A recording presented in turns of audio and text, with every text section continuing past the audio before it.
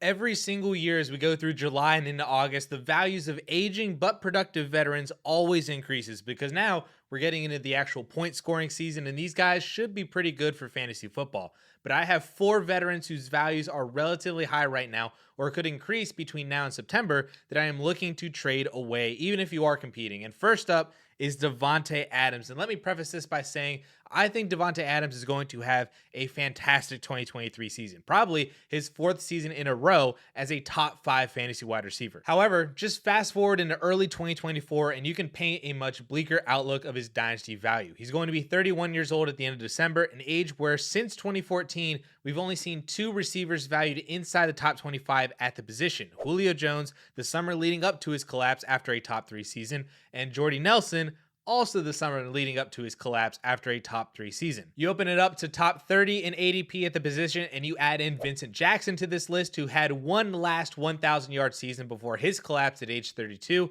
You also add in Andre Johnson, who had an okay, Zay Jones, Adam Thielen kind of season at 31 before his collapse at age 32, and Brandon Marshall, who also had a mess season at 31 and then collapsed at age 32. So the career arc for Davante Adams after 2023 is either total collapse in 2024 or an Adam Thielen kind of season in 2024 and then a collapse in 2025. If that's not the epitome of sell a year early rather than a year late, I don't know what is. And this is all assuming that Davante Adams is still elite again in 2023, not even taking into account that what if he gets injured and now he's a 31-year-old coming off of injury, or maybe Jimmy Garoppolo isn't healthy and the Raiders roll with Brian Hoyer. They sign Teddy Bridgewater or somebody off the couch and Adams just isn't as effective with a really, really bad quarterback. His dynasty value is dropping regardless in January and February because of his age, and even if he has a top 3 fantasy season this year. But imagine how much farther it would drop if he had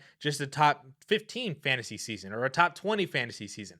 Adams still carries a lot of name value and production value right now that I'd be looking to move off of him right now over to guys like Tyreek Hill or Stephon Diggs, who are both a year younger but just as productive, or go to T. Higgins, Chris Olave, Jalen Waddle. Buy back half a decade in age, and yeah, maybe you lose some production, maybe you don't, but you're 100% either maintaining or possibly even gaining dynasty value that you can use more in the long term. Another receiver that I still really like for 2023, but I am willing to sell right now, is Calvin Ridley. And his rise in dynasty ADP was extremely predictable, even if he hadn't been traded to Jacksonville. But now that he's with the Jaguars, his ADP has surged from wide receiver 54 to wide receiver 27. And I completely understand why. His upside as the wide receiver 1 for Trevor Lawrence and a potentially explosive offense is immense. And I've been pounding the table on him as a buy all offseason long. Rashad Bateman, Elijah Moore, Jacoby Myers, Sky Moore, we're drafting these guys ahead of Calvin Ridley. But now that we're here and he's a top 30, if not even top 25 dynasty wide receiver,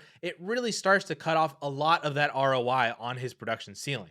Number one, he'll be 29 years old in December, which is really the beginning of the age cliff for dynasty purposes at wide receiver. The only 29-year-old or older receivers valued higher than Ridley right now are Tyreek, Diggs, Cooper Kupp, and Davante Adams, all of whom are elite, absolutely elite fantasy producers and have been for many, many years. None of them are essentially one-year wonders. None of them are coming off of an 18-month absence from the game. None of them are even learning a new offense and getting a connection with a new quarterback. None of them have the baggage that Calvin Ridley has right now. Which leads me to number 2, which is all of that baggage that Calvin Ridley has with him. He hasn't played football since October 2021. There's almost certainly some rust there that you just can't shake off in a practice setting that could affect his early season performance. He's learning an entirely new offense. He's building rapport with an entirely new quarterback who already has good connections with their now wide receiver 2 and wide receiver 3, and their tight end and their starting running back that could also affect his early season performance.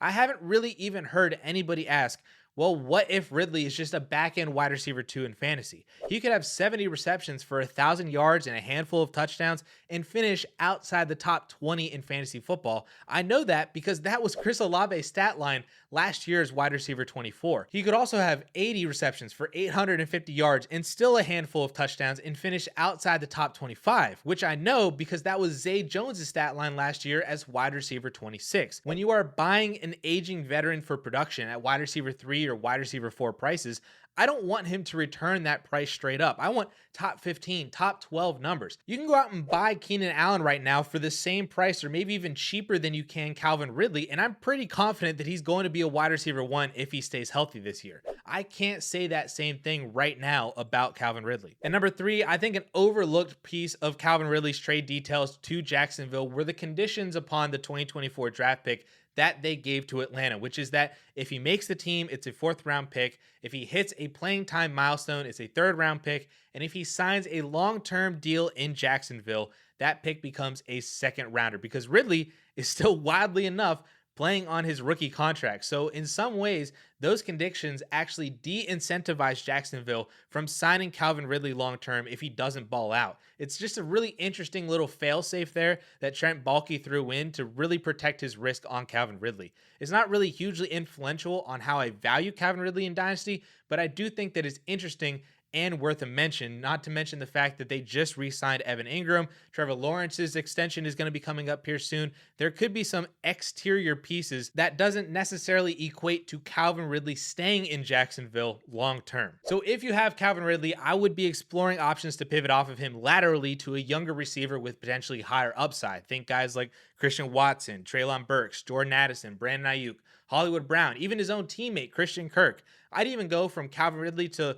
Amari Cooper. You might even be able to get something extra with Amari to do that. Same goes for Keenan Allen as well, as I already mentioned. And if you can make any kind of moves like that with Calvin Ridley right now, I think it's well worth it for your Dynasty roster. Let's switch over to running back, and the easiest and most obvious veteran to sell is Alvin Kamara, who has lost about 6 rounds of Dynasty value since this time last year. And you might be wondering, what's even the point of selling Alvin Kamara if his value is so low? Shouldn't you just keep him for whatever production he's going to give you for this year? And to that, I say no, not at all. See, not every move in Dynasty has to be a buy low or a sell high. Sometimes you need to just sell low before you end up having to sell even lower on the guy, or even worse, just cutting a dude completely for nothing. And that's the track that Alvin Kamara is currently on. We already saw Kamara's worst fantasy season of his career in 2023, averaging 14.5 fantasy points per game, finishing as the RB16 in PPR formats. And then New Orleans added Jamal Williams to replace the shells of Mark Ingram and David Johnson as a legitimate RB2 with Alvin Kamara.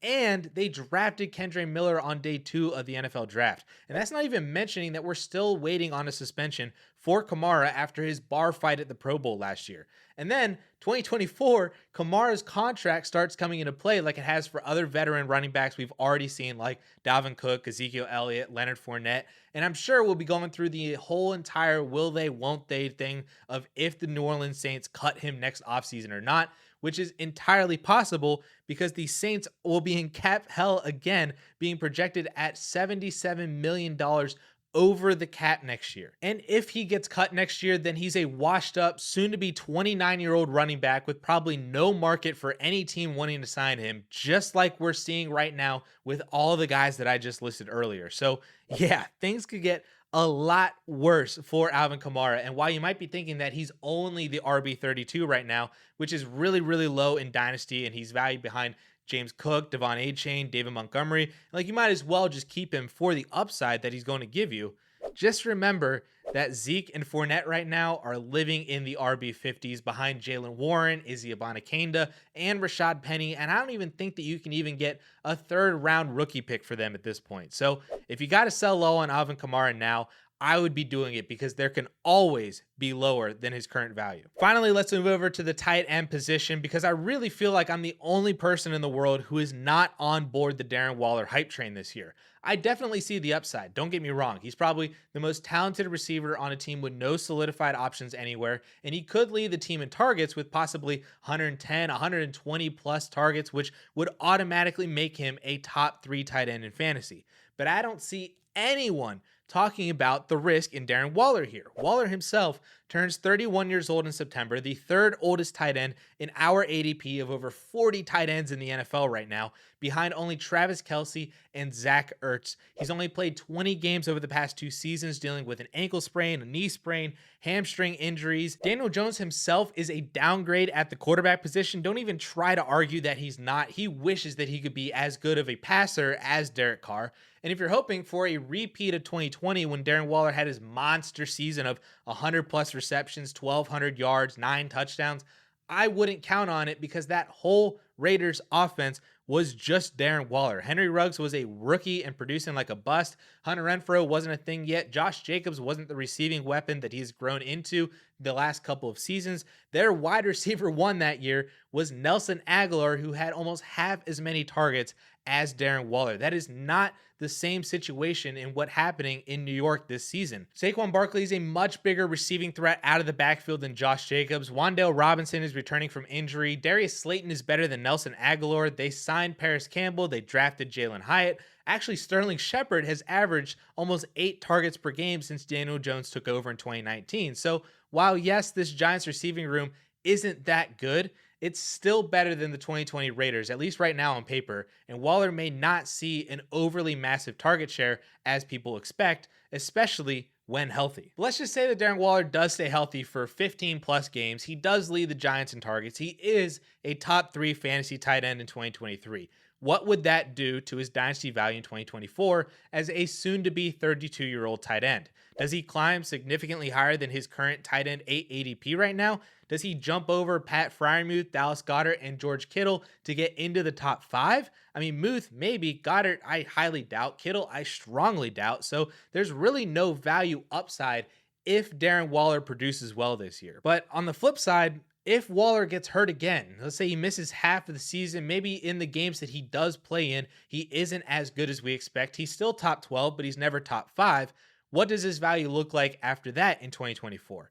I'd say it probably drops decently far. We could have conversations of Darren Waller versus multiple rookies from 2023, Dalton Kincaid, Michael Mayer, Sam Laporta, or Waller versus Evan Ingram now, or Waller versus Greg Dulcich, Chico Okonkwo's 2 favorite breakout tight ends this season, or maybe we get a random breakout that we didn't even see coming right now. He could realistically be outside the top 12 tight ends in ADP in 6 months, and it may not entirely even be his fault. And this is all just based on how he produces this season, not even mentioning how his value were to change if New York were to draft a rookie receiver high next year, in like the first round, or the addition of Brock Bowers in the ADP rankings, which is going to drop Darren Waller down another spot. To me, there is no upside with Darren Waller outside of just hopefully returning to elite tight end production. But if he doesn't, then you're probably left holding the bag on maybe the next Zach Ertz right now, which is not going to feel good. But on the other side, there are 4 more players that have been rising up my rankings recently that you should be trying to buy in Dynasty right now, and you can watch that video